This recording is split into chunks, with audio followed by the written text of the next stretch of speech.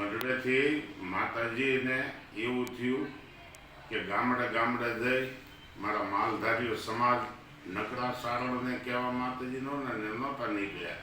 માતાજીને તો માલધારી સમાજ અહીં ગળે હતો, હૈયાનું હાડક્યું હતું. એમાં ભરવાડ, રબારી, સારણ, દરબારો, કાઠી દરબારો, આને માતાજી ભાળે એટલે માતાજીનું હૈયું ગજગજ ખુલતું. માલધારી આમ સારતો હોય ને માતાજી નીકળ્યા હોય ને તરત ઊભા થઈ જાય. માતાજીના આંખના ખૂણા ભીના થઈ જતા માલધારીને ભાળે એટલે કે મારા આવ્યા.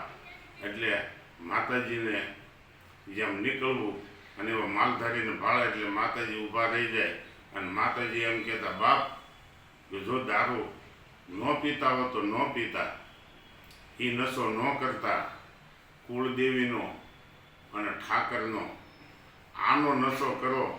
એક દી તમારું ધર્મ, તમારી માં, તમારો ઠાકર, તમારો સૂરજ નારણ તમારી વાડે આવશે અને તમારો ભાલે રહે.